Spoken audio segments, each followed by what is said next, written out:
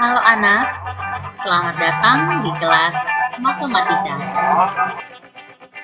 Halo Suradikara, jumpa lagi dalam pembelajaran matematika. Pada pembelajaran sebelumnya, kita sudah membahas tentang ukuran pemusatan data untuk materi rataan hitung dan modus. Oke, ada data tunggal dan data kelompok, dan masing-masingnya kita sudah membahas contoh soal. Nah, hari ini Ibu akan membahas contoh soal atau variasi contoh soal untuk rataan hitung dan modus khusus untuk data kelompok. Mari ikuti penjelasan Ibu. Baik, sekarang kita masuk ke variasi soal. Nah, jika pada contoh soal pada penjelasan Ibu tentang rataan dan modus, data itu disajikan dalam tabel distribusi frekuensi, maka pada variasi soal ini Ibu akan menyajikan soal yang dimana datanya itu disajikan dalam bentuk histogram. Nah, di sini kalian lihat ada histogram, ada frekuensi, terus ada skor di situ. Nah, kalian diminta untuk menentukan rataan dan modus. Nah, bagaimana kita menyelesaikan soal ini? Mari ikuti penjelasan Ibu. Oke, kita lihat di sini. Di sini otomatis kalian tahu ini adalah frekuensi untuk kelas pertama. Jadi untuk batang histogram yang pertama ini sebenarnya adalah kelas pertama. Yang ini kelas kedua, ini adalah kelas ketiga, ini kelas keempat, dan ini adalah kelas kelima. Maka dari sini kalian tahu bahwa data kalian ini nanti ada 5 kelas. Selanjutnya, Ibu, itu yang 15,5, 20,5 dan seterusnya itu apa? Nah, Ibu jelaskan. Yang ini adalah tepi bawah kelas pertama. Ingat ya, tepi bawah kelas pertama. Yang ini 20,5 ini itu adalah tepi atas kelas pertama sekaligus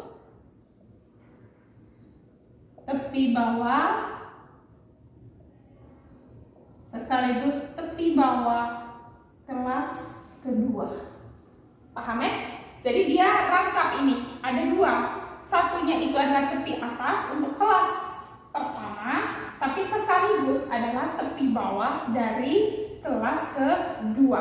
Itu kenapa kemarin waktu penjelasan tentang histogram itu Ibu sampaikan bahwa itu diagram batangnya itu sambung ya, karena misalnya 20,5 ini dia merangkap 2 hal sekaligus, satunya tepi atas, satunya tepi bawah. Nah, jadi ingat ya, yang ini adalah tepi bawah, yang ini tepi bawah sekaligus tepi atas. Nah, sekarang bagaimana kita mau menentukan rataan dan modus? Nah, perhatikan. Langkah pertama, buat tabel distribusi frekuensi. Ingat ya? Nah, untuk bisa buat tabel distribusi frekuensi, ingat baik-baik. Di tabel distribusi frekuensi itu, yang paling bawah itu adalah batas bawah, dan yang untuk pada interval yang paling kiri itu adalah batas bawah, dan yang kanan itu adalah batas atas. Maka kalau di sini masih tepi bawah dan tepi atas, kita harus ubah dulu. Maka untuk kelas pertama ya, Ibu ambil satu saja. Untuk K1 kita dapat yang pertama, kita harus cari batas bawahnya toh. Batas bawah itu sama dengan tepi bawah ditambah apa? Ditambah 0,5. Lihat situ. Tepi bawahnya berapa? Oh, tepi bawahnya adalah, lihat dulu di sini, tepi bawahnya 15,5. Berarti 15,5 ditambah 0,5 berapa? 16. Sudah ya? Yang pertama.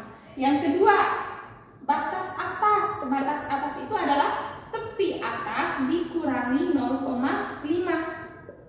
Berarti 20,5, ya toh? 20,5 dikurangi 0,5 berapa? 20. Sudah ya?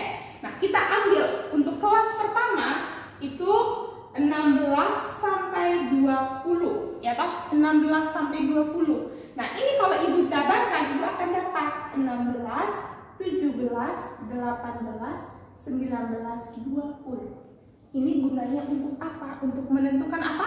Panjang kelas, ya toh, berarti berdasarkan ini maka kamu tahu bahwa interval kelas itu memiliki panjang kelas C-nya berapa? C-nya 5. 1, 2, 3, 4, 5.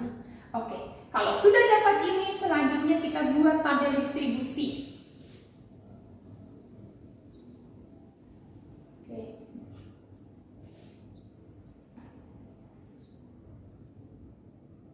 Maka yang di sini apa? Yang ini adalah interval. Interval tadi skor tadi ya. Yang ini adalah frekuensi. Oke, kita punya berapa kelas? Kita punya 5 ya. Ibu buat 1, 2, 3, 4, 5. Oke, kita punya 5 kelas. Oke, ini kelas 1, kelas 2, kelas 3, kelas 4, dan kelas ke-5. Sekarang kita lihat untuk interval pertama itu 16 sampai 20. Nah, karena kamu sudah punya panjang kelas, atau karena kamu sudah panjang kelas, maka untuk interval selanjutnya kita pakai hubungan itu. Interval kelas pertama dihubungkan dengan panjang kelas. Berarti batas bawahnya ini untuk kelas kedua, kelas ketiga, kelas keempat, dan kelas kelima kamu tambahkan 5. 5 dari mana? Dari panjang kelas ya. Jadi 16 tambah 5 berapa? 21. 21 tambah 5 26. 26 tambah 5 30. 31 tambah 5 36. Paham ya? Nah, selanjutnya itu juga berlaku untuk yang batas atas 20. Tambahkan 5 panjang kelasnya. 25, 30, 35, 40. Sampai sini paham ya? Sudah? Nah, selanjutnya buat apa? Tentukan frekuensi. Oh, kelas pertama itu 3. Kelas kedua 5. Selanjutnya kelas ke-3 itu 12, selanjutnya 2 dan 3. Nah, kalau tabel distribusinya sudah dapat, berarti kita sudah tidak sulit lagi untuk menentukan apa?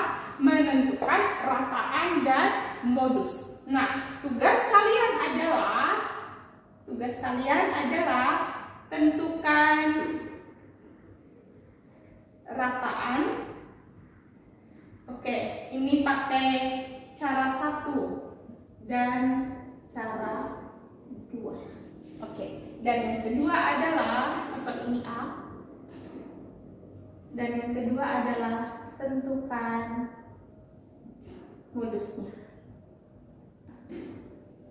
Oke, jadi Ibu mau menyimpulkan bahwa jika data kita tidak disajikan dalam tabel distribusi frekuensi, maka hal pertama yang harus kita buat itu adalah kita harus mengubah histogram ke dalam bentuk tabel distribusi frekuensi. Nah, silakan diperhatikan, kalau yang ada di sumbu mendatar atau sumbu X ini adalah tepi atas dan tepi bawah, kita harus cari dulu batas bawah dan batas atas. Kalau sudah ada batas bawah dan batas atas, cari panjang kelas. Kenapa? Karena itu akan memudahkan kalian untuk membuat interval kelasnya atau untuk menentukan interval untuk kelas-kelas yang lain. Oke, selamat mencoba, selamat belajar.